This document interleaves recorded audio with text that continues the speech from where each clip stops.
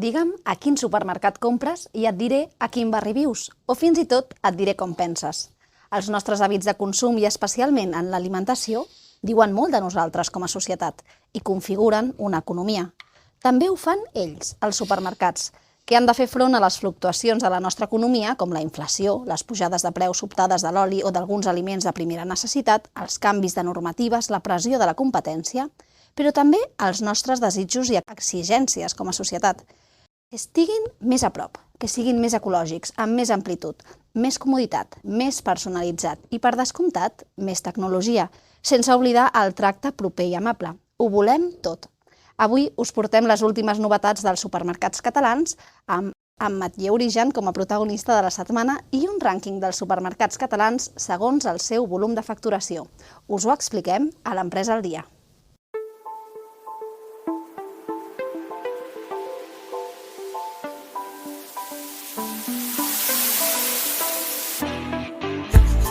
L'Empresa al dia, el podcast de Via Empresa.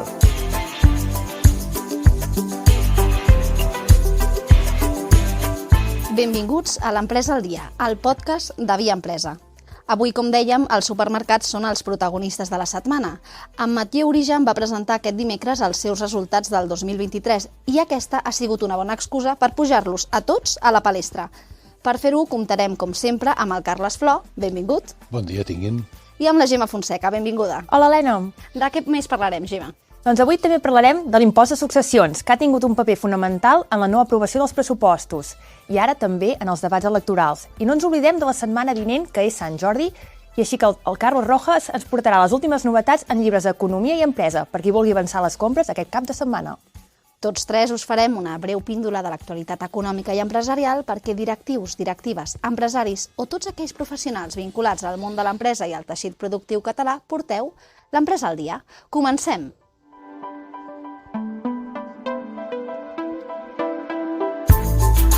Avui parlarem d'unes empreses àmpliament conegudes pels oients i tots els espectadors, els supermercats. He de dir que, a més, als nostres lectors és una temàtica que els hi encanta. Sovint es converteixen en els temes més llegits de Via Empresa. I com dèiem, aquesta setmana en Mathieu Origen ha presentat els seus resultats del 2023 i hem aprofitat per fer una visió general del sector. Veiem, doncs, el rànquing dels supermercats catalans segons els que més facturen. M'encanten els nostres efectes especials. Per ordre, en el club dels 2.000 milions tenim Bonària, és el supermercat català que més factura. En el 2022 va facturar 2.822 milions d'euros i va tancar l'any amb 6.200 treballadors. Encara estem pendents, però, de conèixer les dades del 2023. Són els Reis de Guissona i tenen presència a Catalunya, Espanya i Andorra. De fet, la seva presència a l'Aragó ha sigut força criticada darrerament. Compten amb un model d'integració únic al món i, de fet, tenen una plantilla de 40 nacionalitats diferents, sobretot ucraïnesos, i això explica una realitat que és palpable a Guissona. En el club dels 2.000 milions, Gemma, tenim a... Tenim a Bonpreu, que parlar de Bonpreu és parlar de l'orgull usonenc. La cadena de supermercats de la família Font s'ha expandit cap al sud de Catalunya, que els faltava molt arribar a aquesta zona. Volen guanyar més presència, però sobretot no obliden els municipis petits. De fet, van fer una recent inversió a Tona, que té tan sols 8.000 habitants.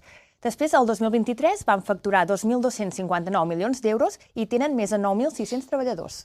En la tercera posició ja arriba Condis, que en veritat les xifres de facturació són força inferiors, als dos reis que acabem de veure, que és Bonària i Bonpreu.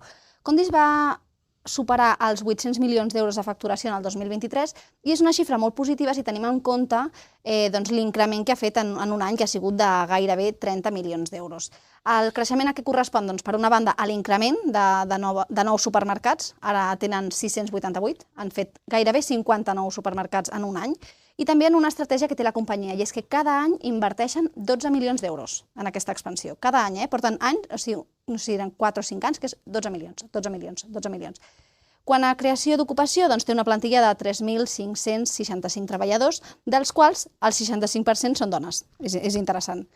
Ben a propet de Condis es troba Capravo, que va facturar 743 milions d'euros al 2022. Encara no sabem xifres del 2023.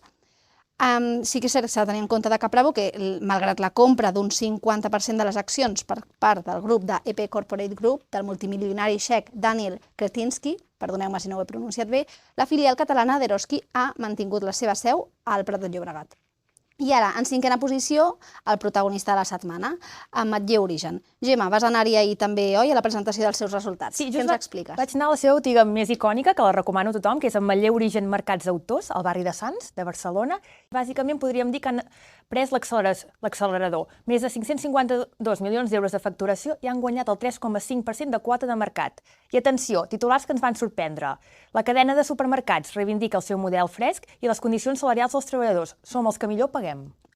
Sisena i setena posició ens trobem amb Sorli i Plus Fresc, però ja no entrarem perquè si no això potser ja us hem perdut a més d'un oient. Llavors, així, en termes generals, Gemma, quines similituds tenen els supermercats catalans? Què estem veient? Doncs què podem dir? Que tots els que hem esmentat anteriorment tenen seu a Catalunya, tenen gran importància el català en l'etiquetatge i molts d'ells, sobretot els presidents i els directors generals, tenen una tendència més aviat catalanista i independentista. Potser no públicament, però sí que entre línies.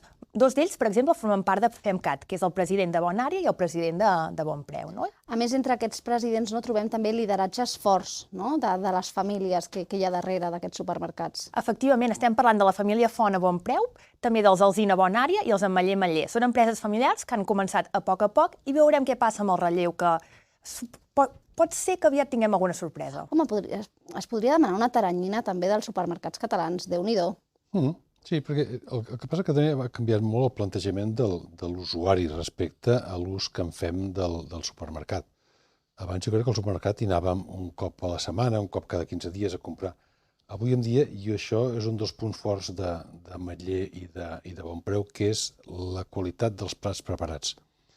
I amb la societat en la que vivim, tenir algú que et faci el dinar i només l'hagis d'anar a buscar i escalfar-lo és molt important.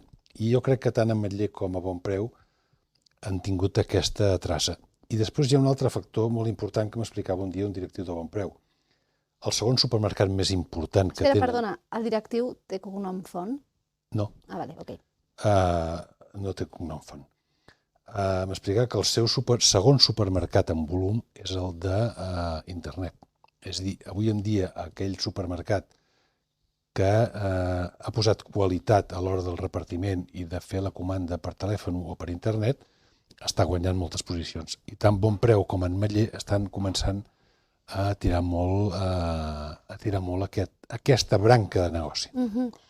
Parlant d'aquesta branca de negoci, també tenen en comú també uns reptes de futur, de fet, no només a internet, sinó quins reptes es troben. Sí, i justament en parlaven ahir i ja fa mesos que continuen explicant-ho, no? És atraure el talent i despertar vocacions. Els costa molt trobar carnissers, peixaters, i de fet molts d'ells fins i tot fan formació interna als treballadors. I el que més ha sorprès, sobretot els periodistes que ho estaven cobrint, és que han incrementat les nòmines en un 17%, com per exemple el cas de Bonpreu, i Ametller Origen en un 20% els últims 3 anys. Després també fomenten més la conciliació laboral i estan començant a introduir el 5+2, és a dir, 5 dies laborables i 2 de festius, que cal destacar que és bastant complex de fer-ho al sector distributiu. I finalment, el que sempre comentem, la inflació, no? I com impacten els preus, que també és una lluita constant, però sembla que va molt més bé que fa un any. Però hi ha una cosa, tant a Bonpreu com a Ametller, i em centro en aquests dos perquè són els que faig servir habitualment, que té dues coses molt importants. Una, la bona educació dels dependents, i suposo que la bona educació porta al bon clima laboral, i que tots ells et contesten, o els hi parles en català i et contesten en català, cosa que molts altres no passa. Però sobretot la bona predisposició i l'amabilitat a l'hora d'atendre't. I ara que venen eleccions, què demanen els supermercats a les administracions, Gemma? Vam intentar arrencar un titular ahir, per exemple, a Ametller Origen, però sobretot el que destaquen molt és que necessiten una reducció immediata de la burocràcia administrativa. Per exemple, els costa molt poder obrir supermercats i sorprèn que tarden anys a fer-ho, no? I també reivindiquen molt l'aposta que fan pel territori i l'impacte que tenen. I si em permeteu, m'agradaria exemplificar-ho una altra vegada amb el municipi de Tona, de 8.000 habitants, que per exemple... Que no serà perquè el coneixes de ben prop, clar. Sí, no serà per això, però per exemple han arribat a un acord amb l'Ajuntament i a canvi de poder construir un supermercat a la plaça, doncs faran reformes, contractaran persones del municipi i ajudaran a fer uns pàrquings i a promoure uns habitatges públics. Ah, sí, fins i tot en habitatges, sí. Han d'implicar-se. Déu-n'hi-do. Com ja sabeu, a Via Empresa no parlem de política, fet que de vegades, i més especialment quan estem en etapes electorals, pot fer que semblem una mica extraterrestres o estranys, però és veritat, som especials. No parlem de política, però tenim una tasca informativa important amb els nostres lectors i oients. I per això, durant aquest procés electoral, no cobrirem els debats electorals, però sí que analitzarem aquelles mesures econòmiques que siguin protagonistes d'aquests debats. En aquesta línia, de fet, informar-vos que aquests dies al diari trobareu una secció especial en la qual hem donat una tribuna als portaveus de les principals patronals i associacions empresarials catalanes perquè puguin justament respondre a una pregunta. Què li demaneu al nou govern? De fet, ja han respost PIMEC, la Cambra de Comerç i FEMCAT, i encara ens queda per escoltar a SECOT, a Foment i a l'AIGEC. Doncs bé, que me'n vaig del tema. L'impost de successions s'ha colat en el debat electoral i no en va. De fet, va ser un dels punts d'inflexió de la no aprovació dels pressupostos de la Generalitat. Així que anem a veure com funciona l'impost de successions a Catalunya. I a la resta d'Espanya, Gemma? Doncs mira, Helena, t'ho explico detalladament. En primer lloc, és un dels principals objectius que té l'impost de successions és promoure l'equitat i la justícia social en la societat. Aquí potser molts de nosaltres hi podrem estar d'acord. Però bàsicament es tracta d'un impost estatal en què es tributa pel valor raonable de mercat dels béns rebuts a conseqüència d'una herència, del qual les autonomies tenen una elevada capacitat normativa. I aquí el quid de la qüestió.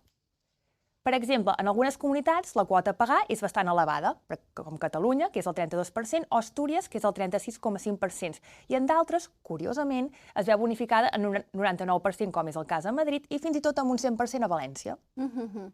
Clar, el que es critica moltes vegades és la diferència entre uns territoris i els altres, no? Perquè al final doncs, es pot entendre com un dúmping fiscal o es pot entendre com una competència deslleial entre uns i altres.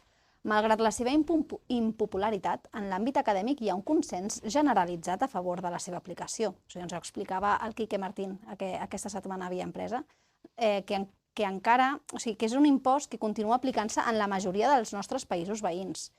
I, de fet, ben dissenyat, es creu que pot enfortir la justícia del sistema fiscal perquè genera ingressos per als estats. Sí, però el que passa és que aquí jo crec que tots caiem sempre en el mateix parany.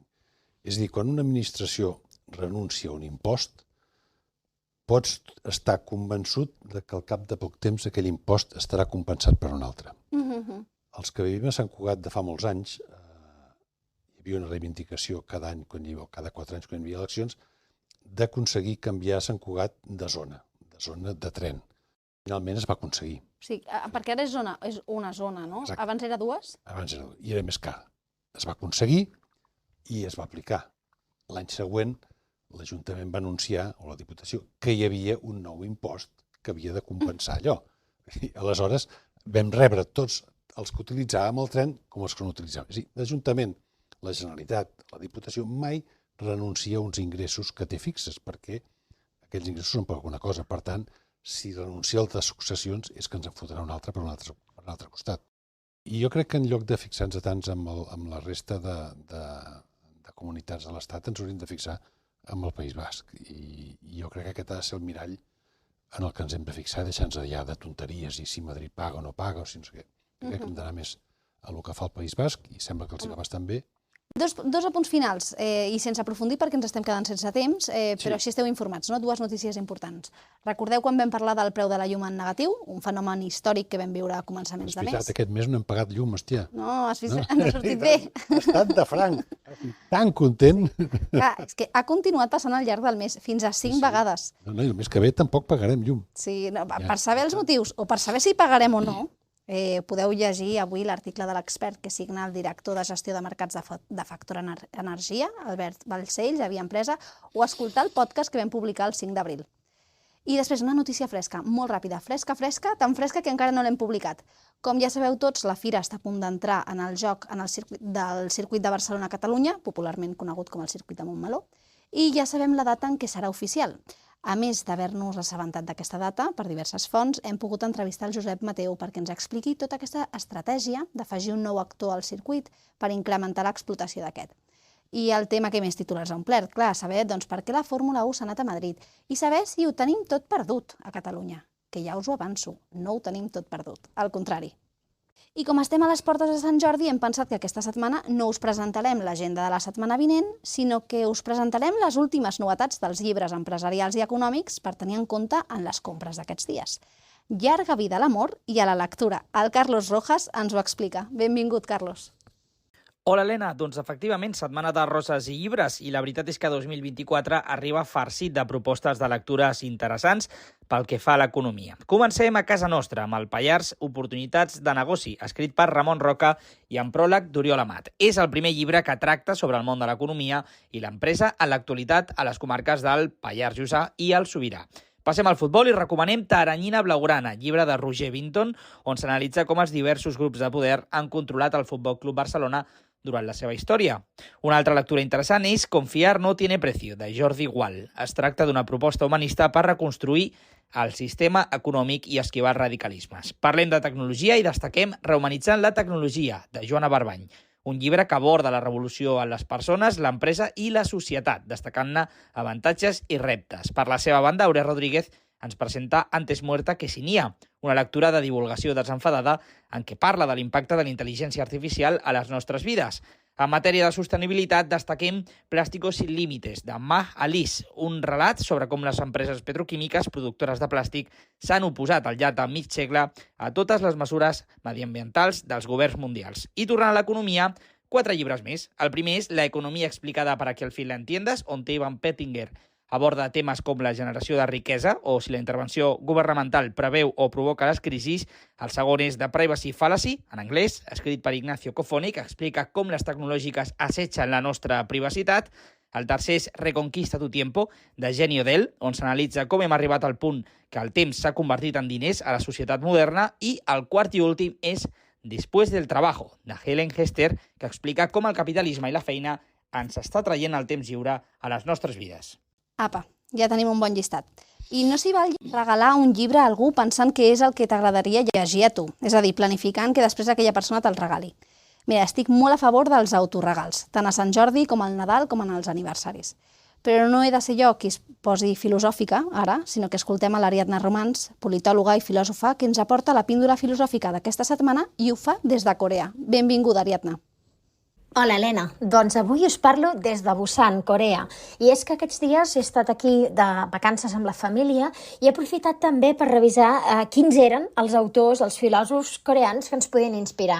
I un d'ells és Byung-Chul Han, un gran autor famós, traduït al català en múltiples ocasions per Herder Editorial, i que la veritat és que és un dels pensadors contemporanis més importants que tenim ara mateix. Ell es va criar a Alemanya i és autor de llibres com La societat del cansament o altres que van relacionats amb què significa ser avui en dia i quines patologies, quines incomprensions, quines frustracions troba l'ésser humà avui. Llavors, la frase que he triat és ser observat avui és un aspecte central de ser al món. I la veritat és que l'he relacionat bastant amb les empreses, amb l'economia, perquè sembla que avui dia hi ha empreses, hi ha diferents sectors on és més important ser observat, ser percebut, que arribi la comunicació, diguéssim, de la teva empresa als diferents clients o mercats que puguis tenir, que no pas el fet de ser, no? El propi material, el propi producte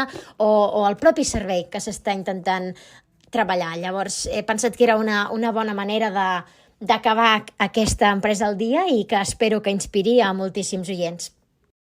Ser observat avui és un aspecte central de ser al món.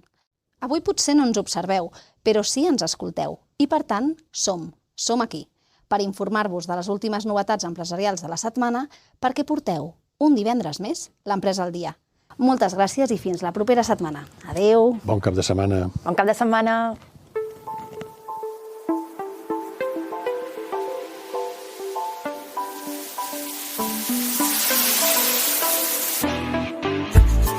L'Empresa al dia, el podcast de Via Empresa.